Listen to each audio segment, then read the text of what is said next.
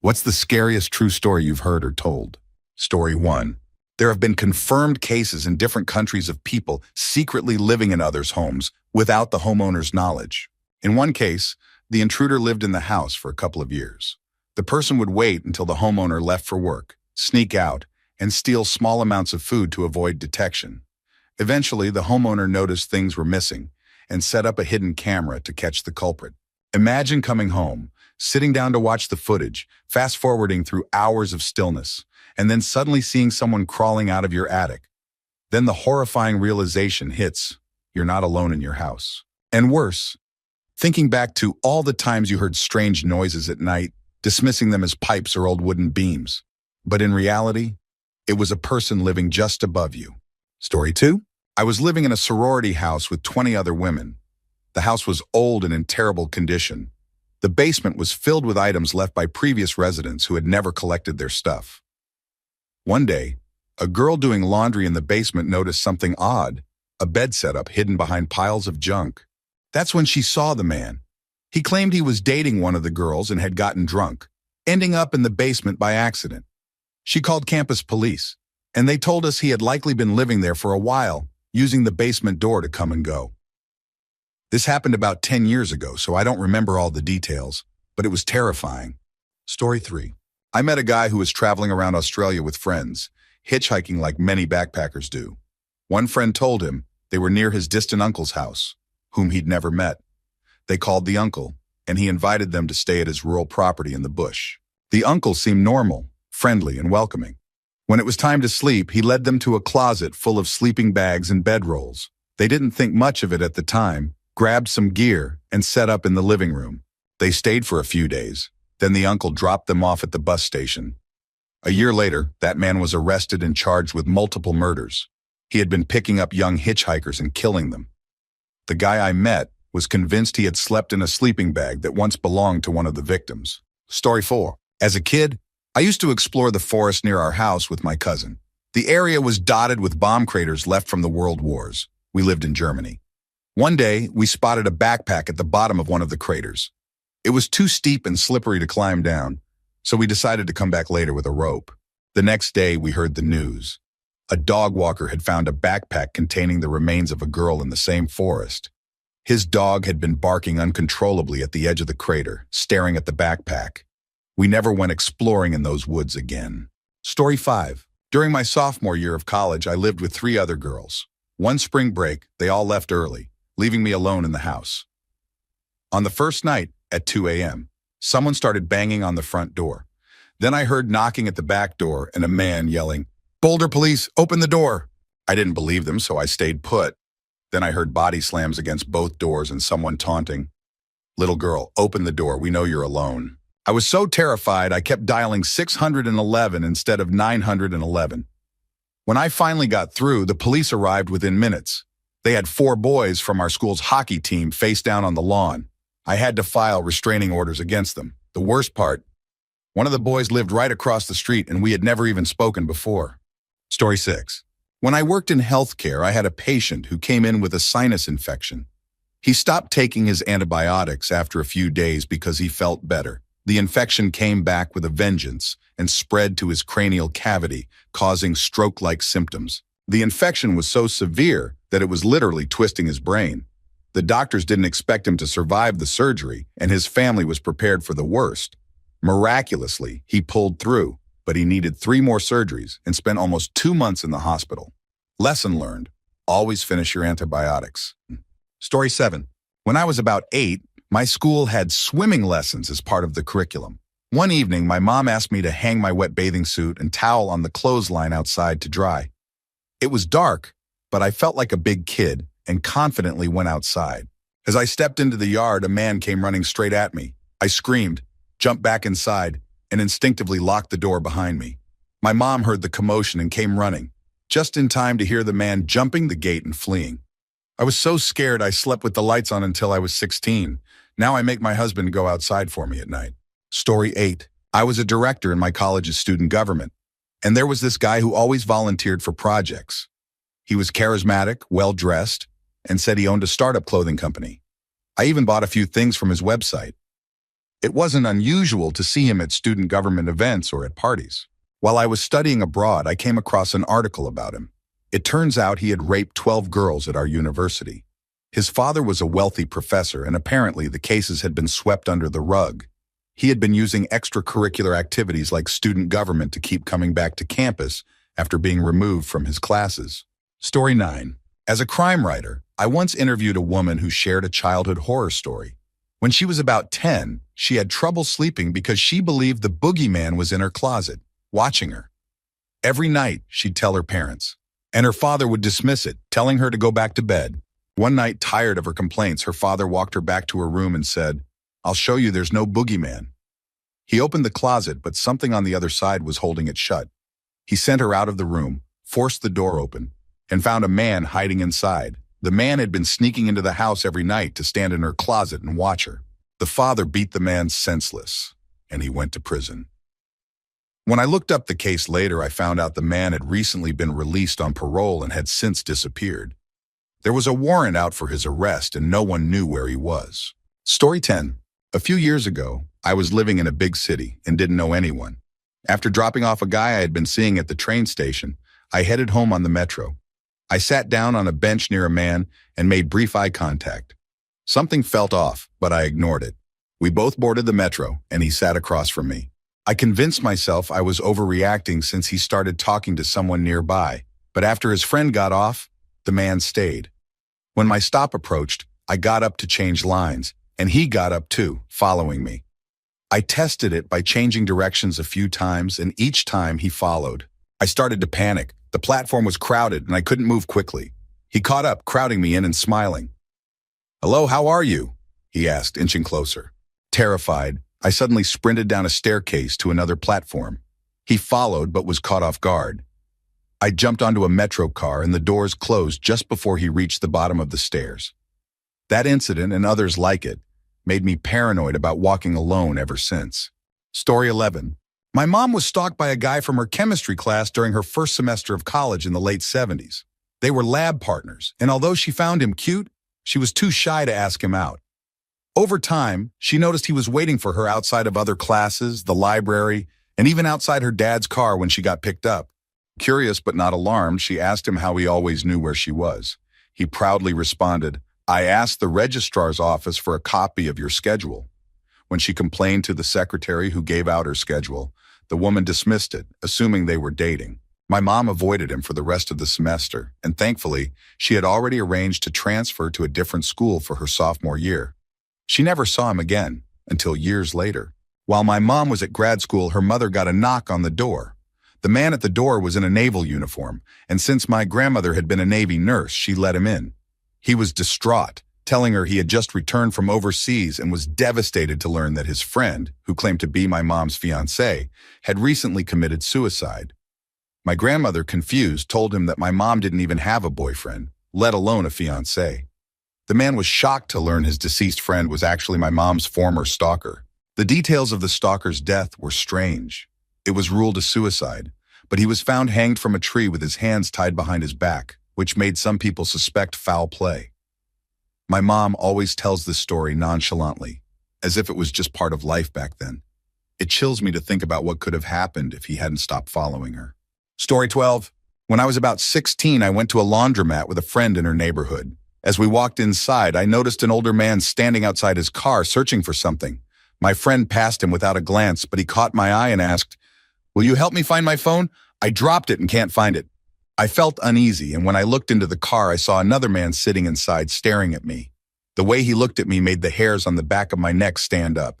I quickly followed my friend inside. Once we were inside, she told me those men were known traffickers, and that was one of their tricks to lure girls. I was shaken, realizing how close I had come to potentially getting into their car. If I had been a little less cautious, I might have been fooled. Story 13. I'm a 39-year-old anesthetist from Egypt, and 12 years ago, I had a strange experience while working at a small hospital in Rosetta, the city where the famous Rosetta Stone was found.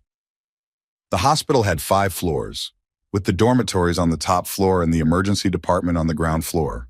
One day, while I was on duty, a janitor knocked on my door, telling me new furniture was being delivered and that I had to wait outside my room. I went to the TV room, and not long after, I was called to the ER for a major accident involving a school bus. As I rushed downstairs, I noticed the ER walls were a different color. They had been green, but now they were blue with silver decorations. I asked a nurse when they had changed the color, but she looked confused and said it had always been like that. There were many new doctors I didn't recognize, but when I asked about them, everyone acted as if they had been working there for years. I was puzzled, but focused on helping the children. A few hours later, when things calmed down, I went outside for fresh air. What I saw left me speechless.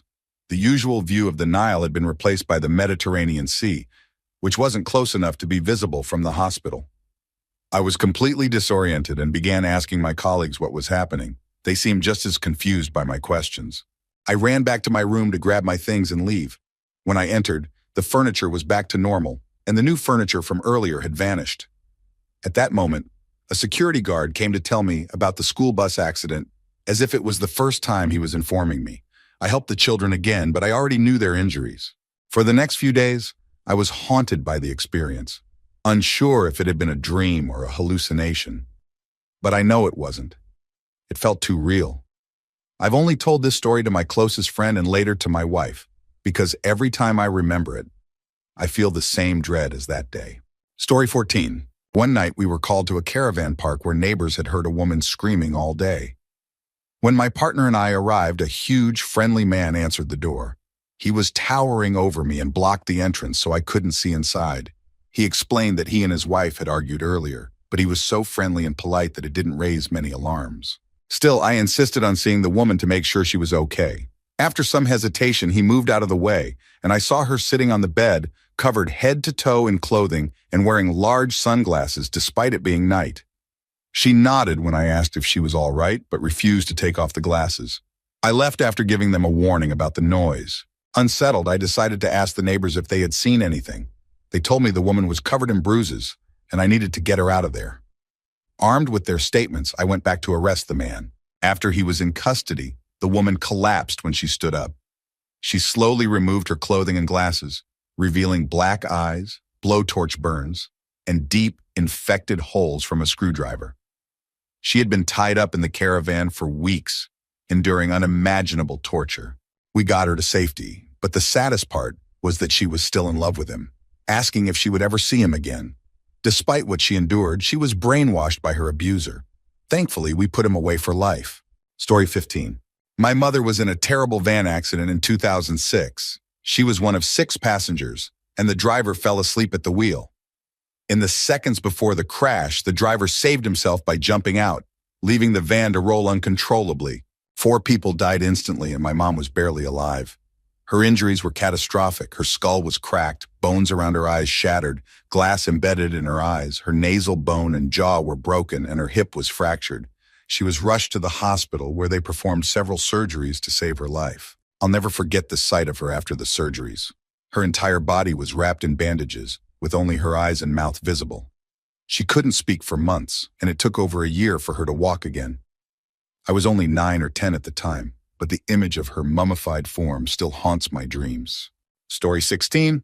This happened to my wife's friend. One evening, she was driving home from work in a quiet area when an unmarked police car sped up behind her, flashing its lights and signaling for her to pull over. Something didn't feel right, so she called her boyfriend, who gave her the contact number for the local police station. She called the station and asked if there was an unmarked car in the area trying to pull people over. After a quick check, the dispatcher told her, "Keep driving, but stay calm." Within minutes, 4 marked police cars surrounded the unmarked car, forcing it to stop. She was instructed to drive around the corner and wait. It turned out the man in the unmarked car was being hunted by the police for impersonating an officer to lure young women. Once they pulled over, he would threaten them with a gun and assault them. If she hadn't trusted her instincts, she might have been his next victim. Story 17. My best friend, who I've known since kindergarten, was at UC Santa Barbara during the infamous mass shooting. His roommate and close friend was gunned down right in front of him. I don't know how he managed to survive, but the experience has haunted him ever since. I'll never forget the feeling of helplessness that morning when I stumbled upon a live thread online, realizing my best friend was in danger, and there was nothing I could do from so far away. When he returned home after the incident, the first thing he did was come to my family's house and ask if we could teach him how to use our pistol and rifle. I think it was a way for him to cope. Now he goes hunting, which seems so out of character for someone with a degree in microbiology. But I'm proud of him for finding a way to move forward. He's the only person I know from our small hometown who made it through college. Story 18. This happened to my sister-in-law when she was about 11 or 12. She and her family lived in a trailer park, and she would wait for the school bus each morning with her friends. For a couple of weeks, they noticed a man in his trailer taking pictures of them every day. It made her so uncomfortable that she told her mom, but when they reported it to the police, nothing was done. 2 more weeks passed, and the man continued to take pictures. My sister-in-law was terrified, so her mom called the police again, demanding they investigate. When the police finally went to the man's trailer, they discovered a horrifying scene. A wall covered with pictures of my sister-in-law, other neighborhood girls, and even child pornography. She and the other families watched from a distance as the man was arrested and taken away in handcuffs. It was terrifying to think that something so sinister had been happening so close to home, and the police had ignored the signs for so long. Story 19. My dad has several stories that freak me out, and though they sound unbelievable, I swear they're real. One of my uncles is mentally disabled, and when he was a kid in the 70s, he went missing. The entire neighborhood searched for him, checking all his favorite spots, but no one could find him. Finally, my dad and another brother found him sitting on a springy horse at the park they had already checked twice. No one ever found out where he had been during those hours he was missing. Another story involves my dad reading to his elderly blind neighbor, a woman in her 90s who lived with her son. She was always kind, but one day she fell and broke her hip. When my dad visited her later, he found her sitting in a soiled diaper covered in bruises. Her son had been abusing her, and later it came out that he had also been sexually abusing her. The day she was taken away in an ambulance was heartbreaking. Her son had degloved her arm in a struggle, tearing off her skin. My dad visited her one last time before she passed away. When my dad was a teenager, a neighbor offered him and his brother money to rough up some kids who had been messing with his lawn. They did it, though my dad regretted it immediately.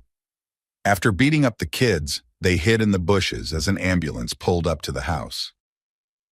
They watched as the mother of the boys they had beaten was carried out on a stretcher, dead from heart failure. My dad still feels guilty, even though he knows what happened was out of his control. Story 20. I know a girl who once had a terrifying experience with her former roommate. After they parted ways, she moved to a new city for a job, bought her own house, and began dating a guy she thought was normal.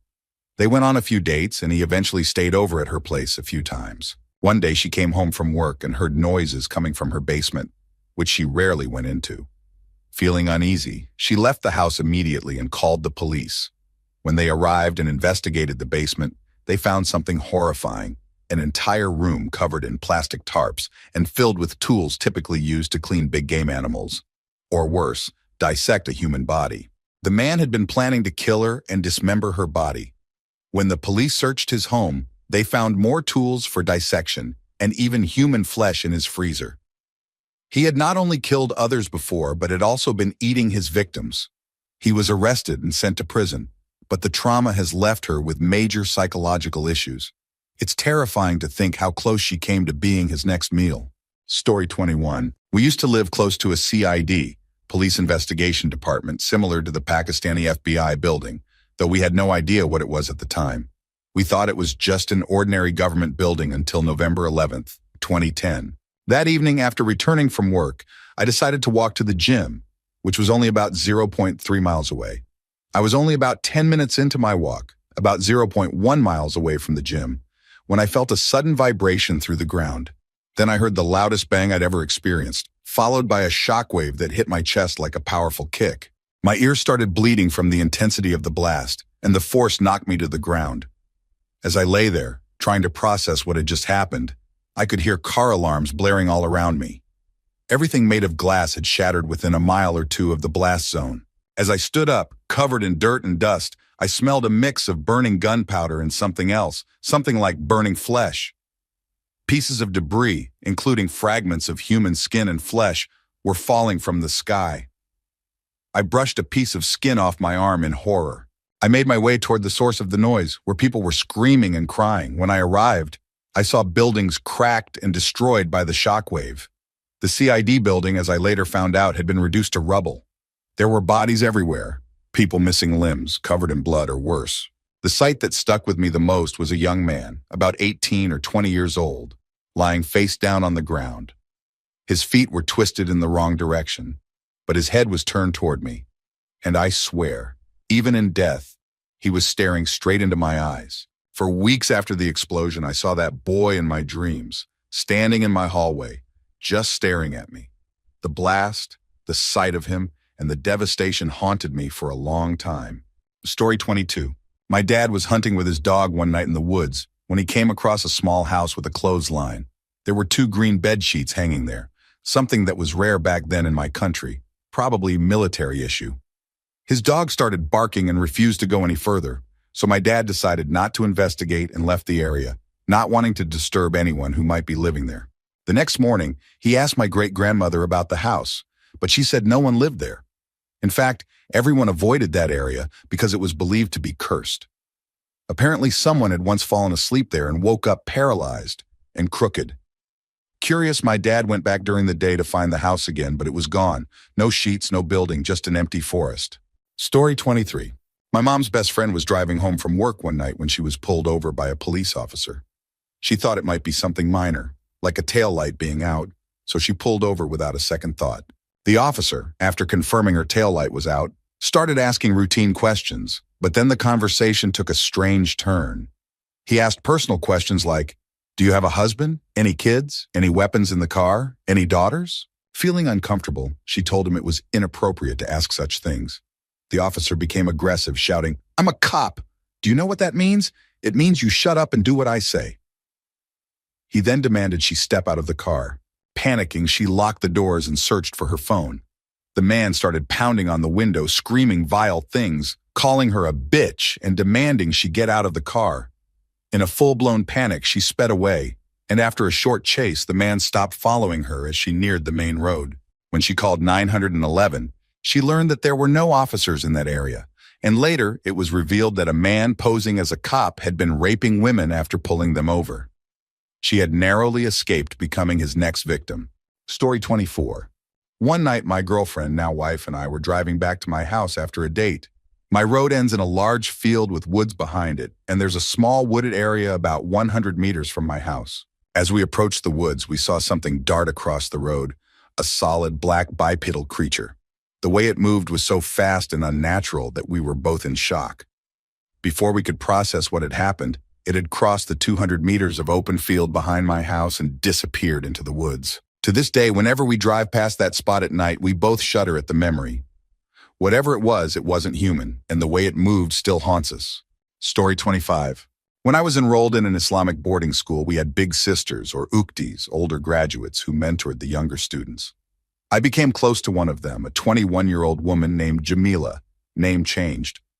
Over time, Jamila began talking to me about the Islamic State, IS, and how they were doing good work in Syria. She became more interested in me when she learned I had a valid Schengen visa, which meant I could easily get a Turkish visa, Turkey being the entry point for many joining IS. She encouraged me to come with her to Syria, but I refused. 2 weeks later, Jamila ran away to Syria with 3 other girls. The next few months were a nightmare for me, as I was interrogated by the police and anti-terrorism units. That was 3 years ago. Now, Jamila is widowed, living in a refugee camp with a 2-year-old child, begging to be granted asylum and return home. It's heartbreaking to think about how close I came to following her down that path. Story 26. I was too young to remember this myself, but it's a story my parents and babysitter told me many times growing up. They waited until I was about 11 to share it, but even then, I cried in fear after hearing it. When I was a baby, my parents lived in a pre-war apartment in New York City. Strange, unexplainable things happened there. Things you might chalk up to the building being old, but they went beyond that. One of the earliest incidents was with a window in our apartment. My mom would open the window, but every time she returned to the room, she found it shut. She assumed the window was just old and faulty, so she wedged a stick under it to keep it open. One day, while she was in the kitchen, she heard the sound of glass shattering. When she returned to the room, the window was broken, glass both inside and outside the apartment, but there was nothing nearby that could have caused it. Things got worse, and whatever presence was there seemed to fixate on me. The window in the nursery wouldn't stay open, and then the door started swinging open on its own. My dad began seeing shadows and even mistook them for my mom moving around the apartment. He'd see what he thought was her going into the nursery only to find her on the other side of the apartment entirely. One night, my parents went to the movies and left my aunt to babysit me. My parents had already told her about the weird things they'd experienced, but she didn't believe them. She wanted to see for herself.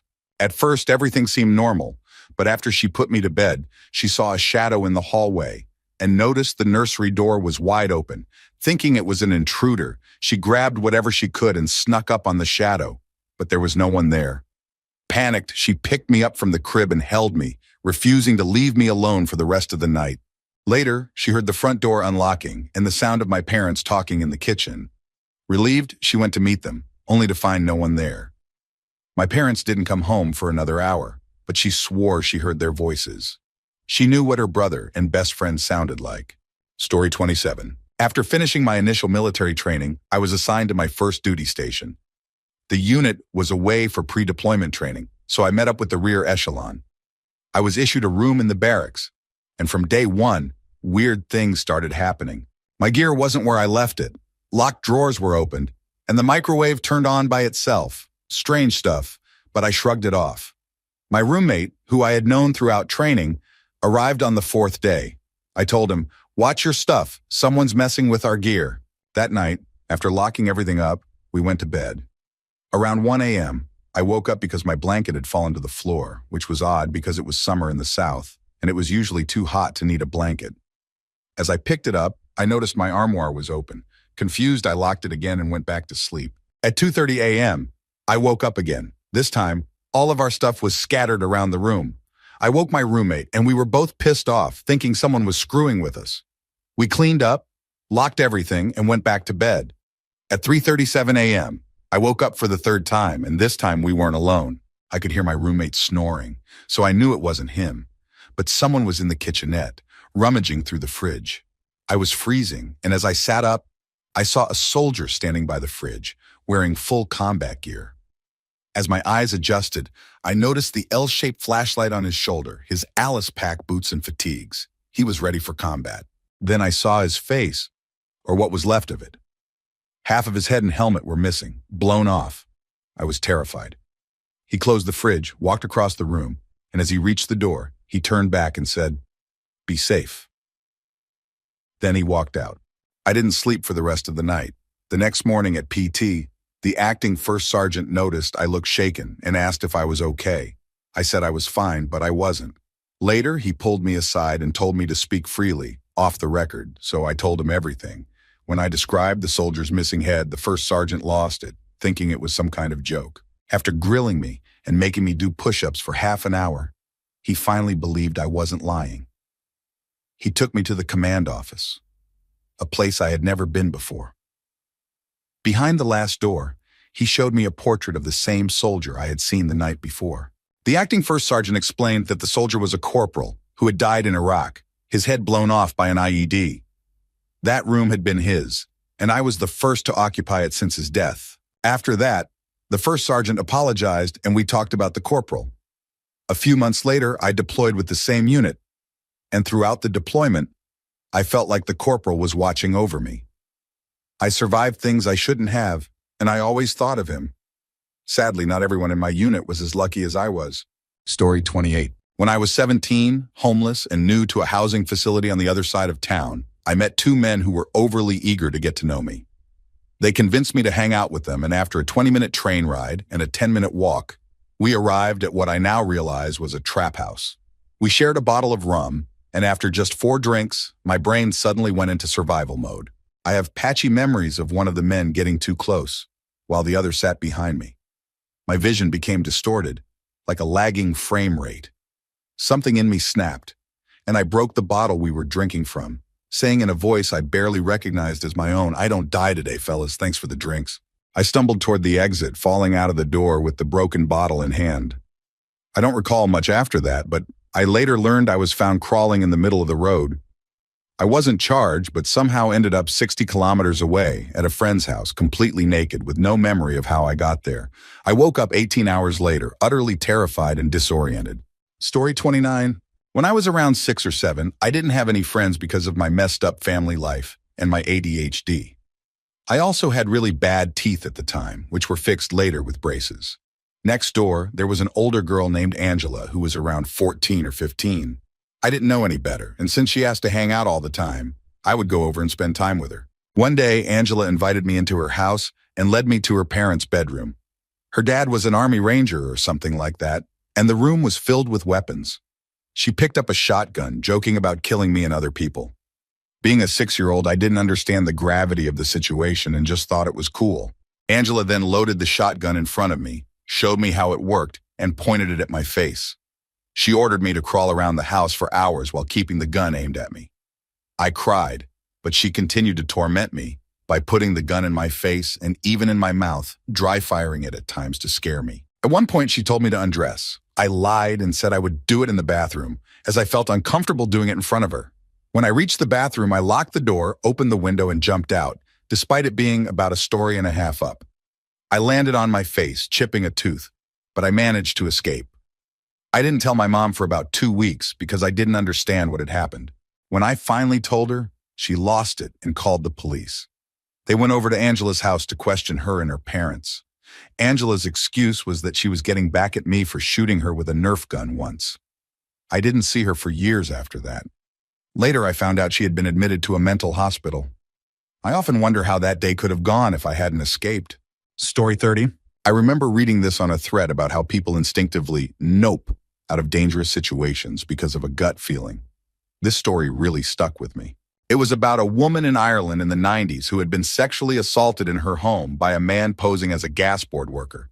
One day, there was a knock on her door, and when she looked out the window, she saw a man in a gas company uniform.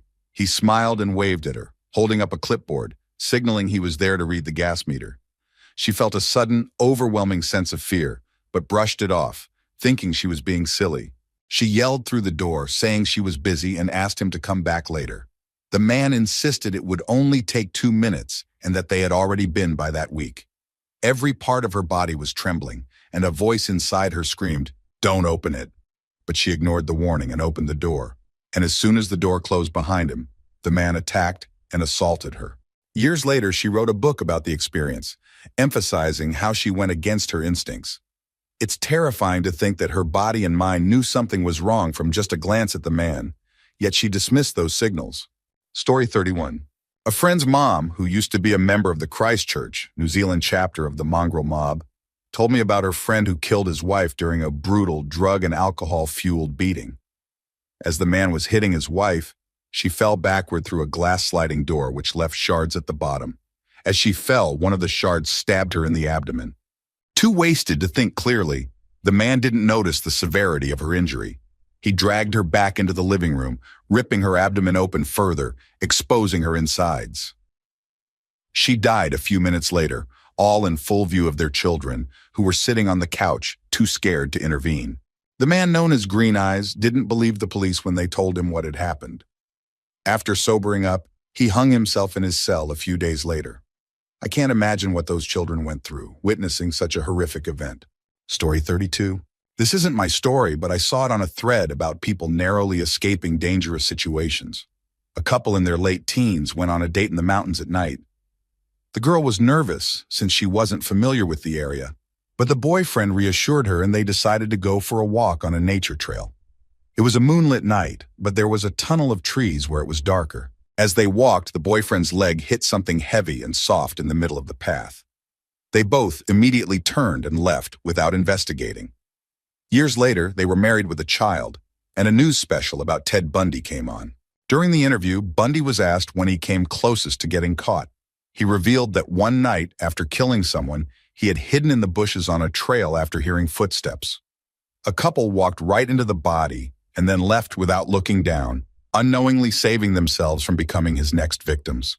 Story 33. 4 years ago, I lived in a large farmhouse that had been converted into 2 apartments. It was previously used to house boys with behavioral issues, but had been closed due to allegations of molestation. I lived there with my boyfriend and 3-year-old daughter. My bedroom had a large fireplace that had been boarded up and painted over. So one day, I pushed my bed up against it while rearranging the room. That night, around 1 a.m., I heard a small voice saying, "Mom, Mom, Mommy." I sat up in bed but didn't see anything, so I reached over to grab my daughter, thinking she was trying to climb into bed with us. I felt around, but there was no one there. My boyfriend woke up and turned on the bedside lamp, asking what I was doing. I told him our daughter was trying to get into bed with us, but when we checked, she was sound asleep in her room. The next night, our dog started whimpering at the door around 1 a.m., so my boyfriend got up to let him out. I felt someone lie down next to me, as if the bed had dipped with the weight, and there was warmth behind me. I assumed my boyfriend had come back to bed, but when I rolled over, the bed suddenly released the pressure, as if whatever had been lying next to me got up. My boyfriend wasn't even in the room. I moved the bed the next day to the other side of the room, and I never had another incident during the 2 years I lived there. Story 34. In 2001, I was in my late teens and had a cell phone that was for emergencies only since back then. Every minute cost money. It was kept off most of the time. Around 1 a.m. one night, I was driving home after hanging out with friends. Being a nervous driver, I avoided the highway and stuck to smaller streets. I stopped at a red light, the only car at the intersection, when another car approached behind me. They stopped at the light, but then I heard them rev their engine and they bumped into the back of my car. My temper flared. I was furious they had hit my car, but as I started to get out of my car, I had a bad feeling. Something didn't seem right, so I paused, leg half out of the door. The light turned green, but I didn't move. I sat there waiting and let the light turn red again. I hoped they'd lose their patience and drive around me. Instead, they backed up, revved again, and hit my car a second time. Panicked, I turned on my emergency cell phone to call the police, but it took forever to boot up. The light turned green again, so I moved forward to the next intersection, where a train crossing was in progress. Trapped with nowhere to go, the car came up behind me and bumped me for the third time. Finally, my phone connected, and I called 911. As soon as they saw the phone to my ear, they backed up, turned around, and sped away. The police came to my house the next morning, but I didn't have many details to share because their headlights had blinded me in my rearview mirror. The officer told me I was lucky I didn't get out of the car. Women in the city were being abducted and assaulted in similar scenarios, where attackers would lure them out of their cars by bumping them repeatedly. The thought that I had been so close to a potentially life-altering situation still haunts me. Story 35. I grew up in a close-knit neighborhood where we all looked out for each other and took care of each other's homes when anyone went on vacation. Fast forward to adulthood, and a new neighbor moved in behind my house, near my horse area.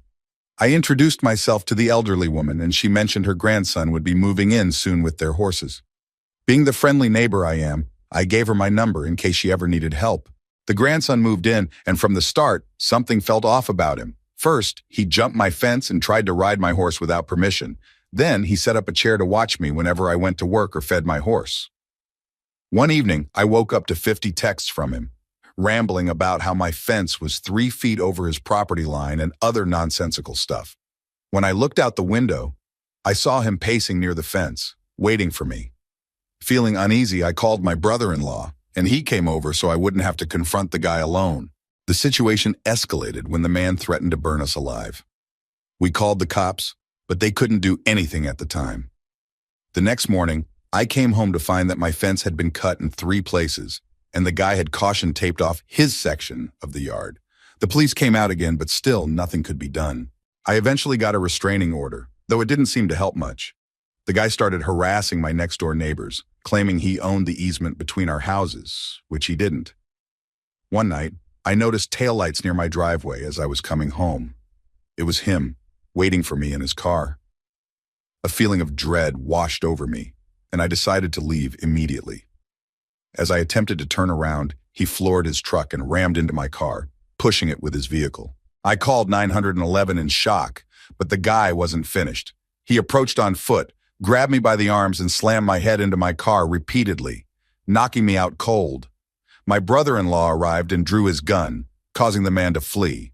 The police finally arrived and arrested him, but the scariest part was realizing that if he had been thinking clearly, he could have waited for me by the horse gate, where I would have been completely alone. Thanks to my family, I survived that night. He was charged with a felony hit and run, served 1 year in jail, and is now on probation.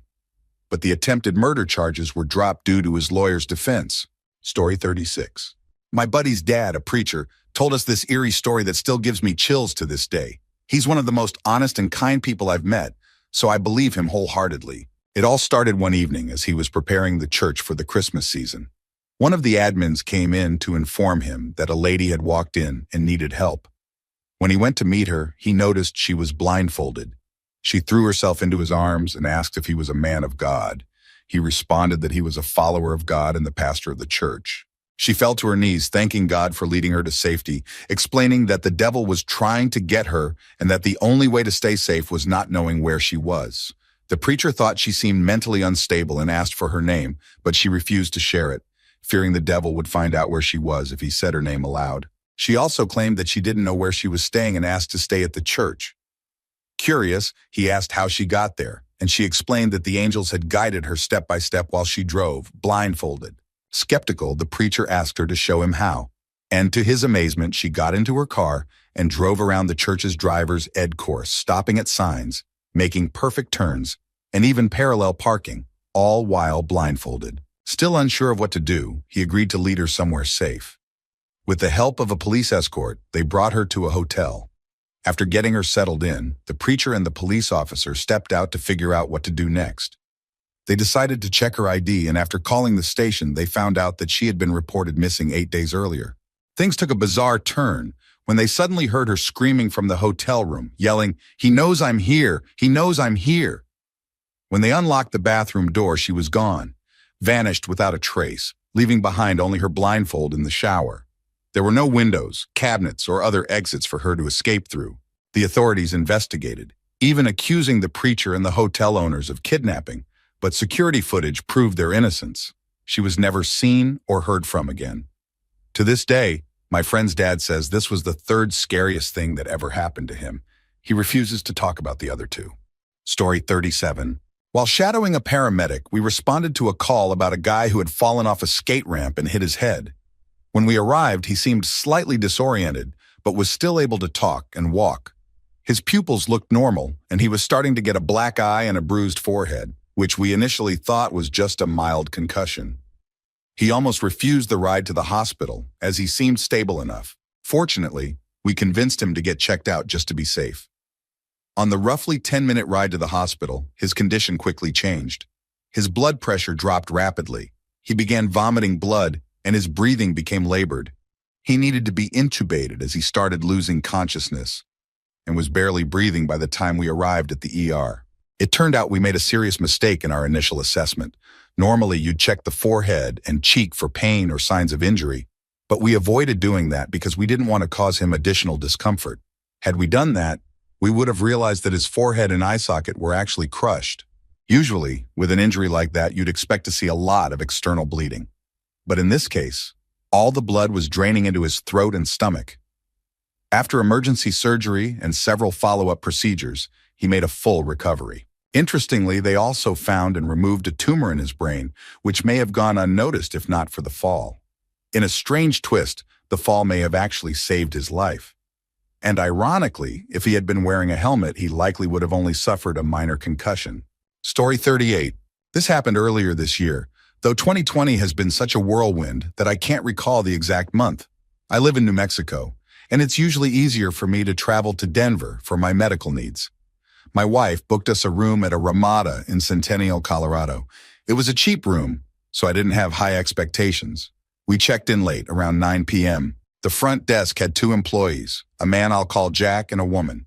Jack helped us and was very nice. We were given a room that had an adjoining door to the room next to us, though we didn't know who was staying there. We could hear footsteps and the TV from their room, and at one point, someone tried the doorknob connecting the rooms.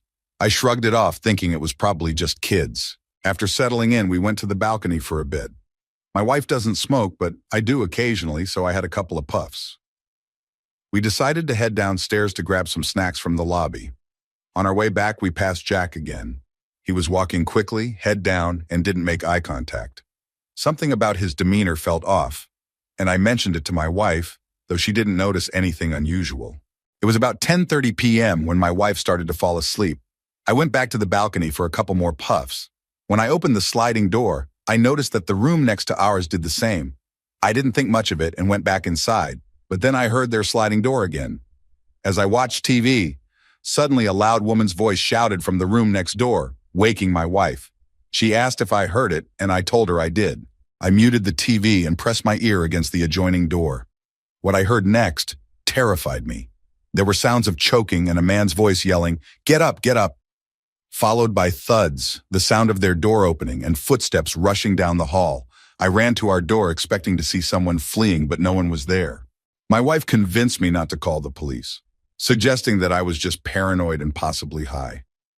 I regret not calling the cops that night. I barely slept, constantly checking to hear anything from the room next door, but it stayed eerily silent until morning. When we checked out, Jack was at the front desk again. This time, he looked completely disheveled, with a noticeable gash on his forehead that hadn't been there the night before. I mentioned the strange noises from the neighboring room, and he immediately became nervous, sweating, and stammering. He said he knew the man in the room and that the couple had been having problems, but he didn't think it was that bad. My wife and I left the hotel, and as soon as we were out the door, she admitted that Jack's behavior was definitely strange. I finally called the police, but after being transferred between different jurisdictions, a cop showed up. When I explained the situation to him, his response was dismissive. "That doesn't sound right. I'll look into it." For about a month, I couldn't shake the feeling that something awful had happened in that room. I'm convinced Jack was involved somehow, and I'll never forgive myself for not calling the police sooner. This experience left me shaken, and I even wrote a Google review about it just to leave some sort of footprint behind. This was my first ever Reddit comment, sharing my story. Story 39. I worked as a boss for 20 years at the same place, and during that time, we had a janitor named Greg. Greg had been on the job long before I arrived, and he had an intellectual disability. His behavior could be a bit odd and immature for a grown man, but he was diligent and did his job well. One of Greg's responsibilities was to lock up the building at night, usually around 10 or 11 p.m. He would do a walkthrough, turn off the lights, and lock all the doors. He was very meticulous about this routine. Greg was also very particular about keeping unnecessary lights off, so he often walked through the building in the dark. Another quirk of Greg's was his love for blasting oldies music on a boombox while working. The music was so loud that it would echo through the building, disrupting anyone nearby. I eventually gave him an iPod so he could listen to his music without disturbing others. However, this led to another problem. Greg had a habit of singing along loudly and out of tune, which sounded more like a mumbling moan than actual words. He also had a strange way of walking, a sort of shuffling gait that got worse after he injured his knee in a fall. Greg would wear an exaggerated knee brace, almost proudly showing off his injury, which gained him plenty of sympathy from others. One night, my daughter and a dozen or so of her teenage friends had a lock-in at the building.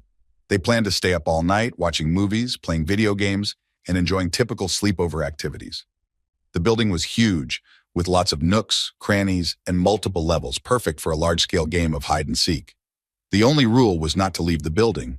Unbeknownst to the kids, Greg was scheduled to come in and do his rounds, as usual, walking through the building in the dark. He had his iPod on, mumbling along to his music, and shambling through the hallways with his sore knee. The kids, already on edge from ghost stories and high on sugar, had no idea Greg was coming. So when they saw him stumbling through the dark, mumbling incoherently, they thought a zombie had invaded the building. Panic broke out as the kids scattered, convinced they were being hunted. Greg, oblivious to the chaos, continued his rounds, unable to hear their screams because of his loud music. Eventually, two teens who had hidden in a broom closet came face to face with Greg. They screamed, startling Greg, who screamed back in terror, not knowing what was happening. The kids pushed past him and ran off, spreading the word about the zombie in the building. It was a hilarious misunderstanding, but for those kids, it was a night of sheer terror. Story 40. It was summer break, and I was around 11 years old, spending the night playing PlayStation in the basement at about 2 a.m. Our family had a German Shepherd, and he was the type of dog that didn't bark much. So when he started barking loudly from my parents' bedroom 2 stories up, I knew something was wrong. After a minute of him barking, I decided to head upstairs to my room. As I reached the top of the stairs leading into the kitchen, I froze. There were 3 men outside, trying to pry open our sliding glass door. They saw me, and one of them swung a metal rod, shattering the glass. I bolted. I ran through the dining room, the living room, and headed for the stairs leading to the bedrooms. Just as I was about to reach the stairs, I heard a gunshot. The bullet whizzed past me, shattering glass from a picture frame and sending drywall dust into the air. Suddenly, our dog flew past me, charging straight for the kitchen. I heard my dad leap out of bed, the sound of his rifle bolt slamming closed. I was halfway up the stairs when I saw the flashlight from my dad's gun shining down the hallway. I yelled, "Dad!" and he shouted back, "Get to the room! Protect your mother!" We met halfway down the stairs as the intruders crashed through the broken glass, and then I heard our dog snarl, followed by a scream and more gunshots. Then, silence. I ran into my parents' bedroom. All I could hear was my mom screaming, gunshots firing off rapidly. The sound was deafening. My dad's rifle fired again and again, the constant crack of gunfire mixing with the echo of the intruders' pistols. Then, suddenly, everything went quiet. My ears were ringing. My mom was on the far side of the bed with the phone, speaking to 911, while I had my dad's shotgun pointed at the door, ready for anything. It felt like an eternity passed. Footsteps approached the stairs. My heart raced. Even with the shotgun in my hands, I was terrified. Each step echoed until my dad called out, "Call 911." My mom broke down in tears. We could hear the sirens in the distance now. My dad entered the room, his t-shirt soaked in blood from a wound in his shoulder. He reassured us, "It's over. We're safe. I'll be downstairs until the police get here." He had killed 2 of the intruders and wounded the 3rd. Years later, he told me that it wasn't a random break-in, but that's a story for another time. Story 41. My mom used to live on Chicken Alley, which is known to be one of the most haunted places in Wisconsin. One night, while she and her sisters were home alone, they were playing in their shared bedroom. My grandparents were out on a date and wouldn't be home until late. At one point, my aunt went downstairs to grab a glass of milk. She sat at the bottom of the stairs to drink it when she suddenly felt someone walk past her. Startled, she looked around, but no one was there. Scared, she ran back upstairs. The sisters closed their bedroom door and continued playing, but they started hearing strange noises. Someone seemed to be walking up and down the stairs, pacing the hallway, and stopping at their door. This continued for hours, the footsteps coming and going repeatedly. Then something started banging on the door. The knocking grew louder and more frantic, terrifying them. In a panic, they moved the dresser in front of the door to block whatever it was outside. Finally, after what felt like forever, the noise stopped and everything went silent. An hour later, my grandparents came home, and they had to yell for the girls to move the dresser so they could enter the room. Even though it's been 37 years since that night, my mom still remembers it vividly. She later took me, my brothers, and cousins to a church, where a priest told us that our family seems to attract the paranormal. I've seen things that others can't explain, but after visiting doctors, I was assured I didn't have any medical conditions like schizophrenia. To this day, no one knows how to explain what I see. Story 42. In August 1995, in the south side of Lafayette, Louisiana, a young woman was assaulted while babysitting. It was 2 a.m. when an intruder broke into the home, holding a flashlight in her face, a gun in his hand, and wearing a mask, knitted cap, and gloves. After the attack, he forced her to shower and use the bathroom, erasing potential evidence. Later, her friend told her a similar thing had happened to her 3 years earlier. The man's words, movements, and methods were identical. As it turned out, numerous unsolved cases dating back to 1984 followed the same pattern. The assailant always made his victims shower afterward. However, investigators had managed to collect 6 DNA samples from the victims, or crime scenes. The DNA from the samples matched, and investigators realized they had a serial offender on their hands. The man was sophisticated enough to elude capture for years, and many believed he had a background in law enforcement. He had an authoritative manner, held his flashlight in a professional way, and told his victims that if they reported the assault, he would know about it. Dubbed the Southside Rapist, his ability to avoid detection was baffling until a new profiling software was developed. Investigators found a suspect, Ernest Randall Como, a sheriff's deputy who lived 2 miles from all the crime scenes. Como worked in the department's juvenile division, investigating physical and sexual abuse of children. An anonymous tip pointed directly to Como as the Southside Rapist. Investigators discreetly collected a cigarette butt from one of his smoke breaks to compare it to the DNA samples, and it was a match. Como was arrested and confessed to 12 attacks, as well as 2 others that hadn't been reported. Officer Terry Reagan, who led the Southside Rapist Task Force, was shocked and enraged. "I was furious," he said. We worked cases together. We were friends. But once he crossed that line, he became just another criminal. Como was sentenced to 6 life terms in prison. He had been investigated 3 times by Internal Affairs. Once after his ex-girlfriend accused him of assault and claimed he was a sex addict who was sexually perverted. Despite the complaints, no action had been taken. When his fellow officers learned the truth, they didn't defend him. Captain Jim Kraft stated, "We were shocked, but once it was clear, he was just another criminal to us." Story 43. I went on a cruise the summer after the new president was elected. One of the destinations closed their U.S. embassy shortly after, so we had to change course to an island owned by the cruise line instead. When we got to the resort island, my mom and I were excited to snorkel like we usually did on tropical vacations. We picked out some clamshell chairs, but when we went to the snorkel stand, I froze. Out of nowhere, I said, "Absolutely not. I'm not snorkeling today." My mom was surprised, but then she admitted that she also had a weird feeling about it. So instead of snorkeling, we decided to grab some drinks. We eventually waded into the unusually calm ocean with our pina coladas. I felt on edge, even jumping at the small schools of fish swimming near me, which was unlike me since I usually loved identifying sea life. About 30 minutes later, someone screamed. A 50-year-old woman had been found face down in the water by her daughter, dead with her snorkel still on. No one knew how long she had been like that because her daughter thought she was just looking at the fish and her snorkel tube was above water. When they removed her mask, blood poured from her nose and mouth. My mom and I, both CPR certified, rushed over, but an island staff member had already started chest compressions. With every pump, more blood came from the woman's mouth, and her daughter sobbed at her feet, begging her to wake up. We later learned that the daughter had taken her mom on the cruise after her father passed away. Her mom's sudden death left her completely alone. We never found out the exact cause of the woman's death, but there was speculation among the passengers that something was wrong with the snorkeling gear. It still chills me to think that our intuition may have saved us that day. Story 44. In November 2009, John Jones, a young and fairly experienced cave explorer, went to Huddy Putty Cave in Utah for the first time. After about an hour of exploring, John crawled headfirst into a notoriously tight passage known as the Birth Canal. He exhaled to fit through a narrow spot but became stuck, head first, in a vertical shaft with his arms pinned beneath him. Unable to move and struggling to breathe, his brother Josh realized the gravity of the situation and tried to help, but this only caused John to slip deeper into the narrow passage. Emergency services were called and spent over 24 hours trying to free him. At one point, they even considered breaking both of his legs to angle him out.